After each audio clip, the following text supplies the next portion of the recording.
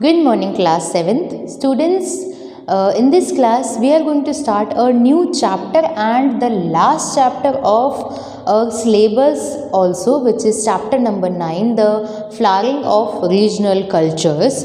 And in this class, we will cover two topics regarding this chapter, the Cheras and development of Malayalam, and second topic is the rulers and the religious traditions, the Jagannath cult.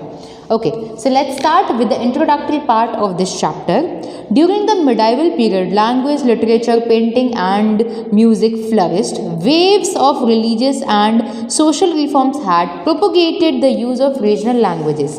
The new mix of culture was more marked in the north than in south. देखिए, सो medieval period आते आते बहुत सारी languages, literature and painting, musics की एक तरीके से बाढ़ आ गई थी.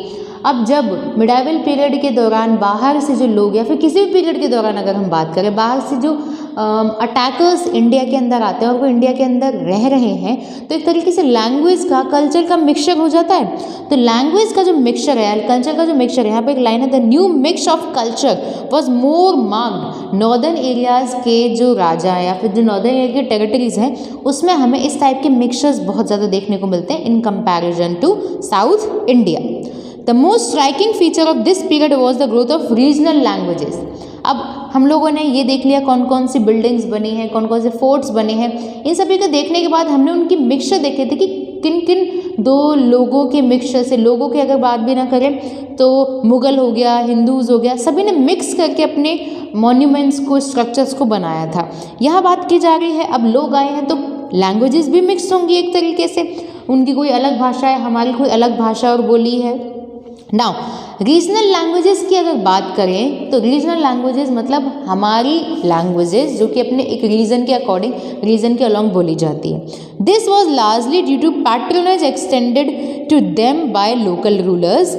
Regional languages such as Marathi, Gujarati and Bangla developed. This development was accelerated by the Bhakti saints who preached in vernacular languages. Now देखिए, कोई भी भाषा, जैसे आपकी रीजनल लैंग्वेज हो गई, बांग्ला हो गई, आप घर में स्कूल में बांग्ला बोलेंगे किसी को समझ में नहीं आएगी, जिनको बांग्ला आती है वही समझ पाएंगे. बट अगर हम घर में मोस्टली कोशिश करते हैं, आपके जो पेरेंट्स हो गए या ग्रैंड पेरेंट्स हो गए, वो लोग अपनी रीजनल लैंग्वेज बोलते हैं, क्योंकि धीरे धीरे जो अस्तित्व है ना रीजनल लैंग्वेजेस का, वो खोता जा रहा है. क्योंकि हम लोग स्कूल्स में पढ़ते हैं तो हम लोग उन्हीं लैंग्वेजेस का यूज़ करते हैं जो कॉमन भाषा में हिंदी बोली जाती है, इंग्लिश बोली जाती है. हम लोगों ने इन लैंग्वेजेस को यूज़ में लिया है. नाउ हम बात करें इन टाइम पीरियड में, तो रीजनल लैंग्वेजेस इसीलिए फ्लरिश्ड हुए क्योंकि वहाँ के राजा उसको एक तरीके से due to patronage extended to them by local rulers, वहाँ के लोकल रूलर्स ने उनको एनकरेज किया. अगर वो डिमोटिवेट करें, अगर वो बोले नहीं आप कोई नहीं बोले तो कैसे बोलेगा कोई, तो लोकल रूलर्स ने भी एक तरीके से एनकरेज किया लोगों को उस लैंग्वेजेस को या उस लैंग्वेज को फ्लरिश होने का मौका दिया. नाउ अब उन टाइम पीरियड में कौन कौन सी लैंग्वेजेस डेवलप हुई थी?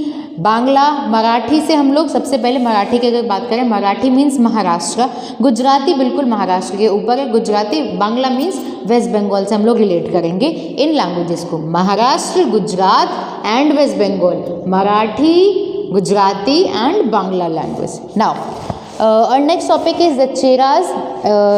In this class we have done the introductory part of this chapter. Now we will start our topic which is the Cheras and the development of Malayalam. Malayalam भी एक language है. वैसे तो हमारी इंडिया के अंदर कॉन्स्टिट्यूशन के अंदर 22 लैंग्वेजेस ऑफिशियल लैंग्वेजेस हैं. आपको पिछले क्लासेस में मीन्स हम लोगों ने सिविक्स पोर्शन में जब आपको पढ़ाया गया था 22 लैंग्वेजेस के बारे में बताया था.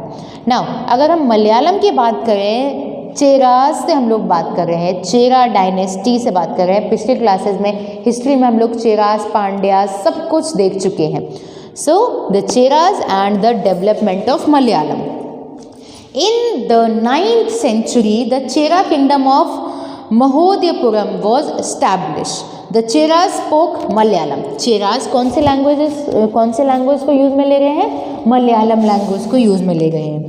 They introduce Malayalam language and script in their inscription, the earliest example of the use of regional language in official records. अब देखिए, हम लोगों को उनके इंस्क्रिप्शन भी मलयालम लैंग्वेज में मिले हैं, तो इससे पता चलता है कि वो अपने लैंग्वेज के प्रति कितने पैटर्नाइज थे।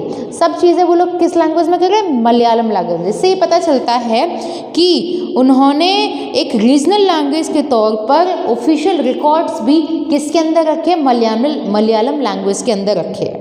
Now, at the same time, they also drew upon the Sanskritic tradition. The first literary work in Malayalam is directly in debt to Sanskrit.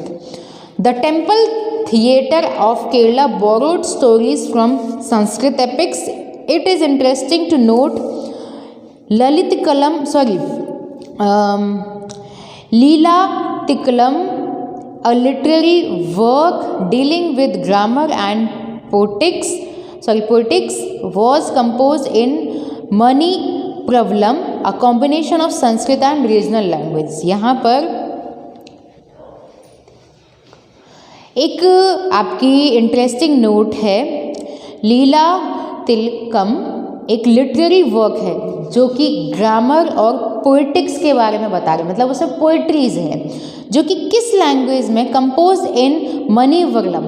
ठीक है, ये एक लैंग्वेज हो गई हमारी। अब ये किसका मिक्सचर है? संस्कृत का भी है और रीजनल लैंग्वेजेस का भी है। तो यहाँ पर बात की जा रही है रीजनल लैंग्वेजेस के साथ संस्कृत का भी भरपूर ध्यान रखा गया है। Now the rulers and the religious traditions, the Jagannath cut. Jagannath कहाँ है? उड़ीसा। जगन्नाथ टेम्पल उड़ीसा, पुरी में ये एग्जाम्पल है। जगन्नाथ यात्रा भी निकलती है।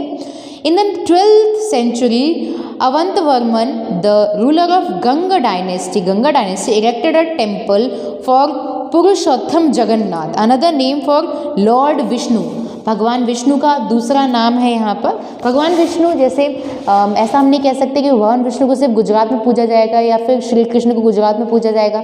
जो भगवान है वो सबके हैं। तो यहाँ पर राजा का नाम दिया गया है अवंतवर्मन, जिन्होंने गंगा डायनेस्टी को रूल करते थे। वो उन्होंने पुरुषोत्तम जगन्नाथ, जो कि विष्णु जी का ही एक दूसरा नाम है, पुरी में एक मंदिर बनवाया, भव्य मंदिर बनवाया। सब्सिक्वेंटली इन 1230 किंग अंग Bhim third dedicated his kingdom to the deity and proclaimed himself as a deputy of God. और अंग भीम थर्ड ने एक तरीके से अपने आप को भगवान को समर्पित कर दिया है। As the temple of Orissa gained importance, various rulers like Mughals, Maratha and East India Company attempted to gain control over the temple in order to make their rule acceptable to the local people. अब देखिए, भगवान से हमारी आस्था जुड़ी होती है, इसमें कोई बुरी बात नहीं है, पर इसका फ़ायदा अदर रूलर्स ने उठाया। क्योंकि जगन्नाथ टेम्पल की इम्पोर्टेंस बहुत ज़्यादा थी, तो उस पर्टिकुलर एरिया में बहुत सारे रूलर्स आए, उसको हटाने की कोशिश की, ताकि वो हम उस पर्टिकुलर एरिया के रीजनल एरियाज़ को अपने अंडर में कर सकें। अब भाई बड़ा सा टेम्पल है, उसकी इंपॉर्टेंस बहुत है, तो हम चाहते हैं ना उस टेम्पल पे या उस एरिया पे हमारा अधिकार हो जाए, ताकि हमारी प्रशस्ति बढ़े, हम लोगों के अंदर, दूसरी डायनेस्टीज़ के अंदर फेमस हो। In other regions, regional cultures grew around religious traditions. Now, in the next class, we will discuss the Rajputs and traditions of heroism and the other topics. So that's it for today's class. I hope you all have understood the introductory part of this topic, Cheras and the development of Malayalam. Cheras क्यों Malayalam language, फिर उसके बाद संस्कृत का, फिर उसके बाद हम लोगों ने एक एपिक देखा था, उसके बाद the rulers and the religious traditions, Jagannath cult, Jagannath temple की इंपॉर्टेंस देखते हुए और भी चीज़ों को हम लोगों ने डिस्कस किया। So that's it for today's class. Thank you.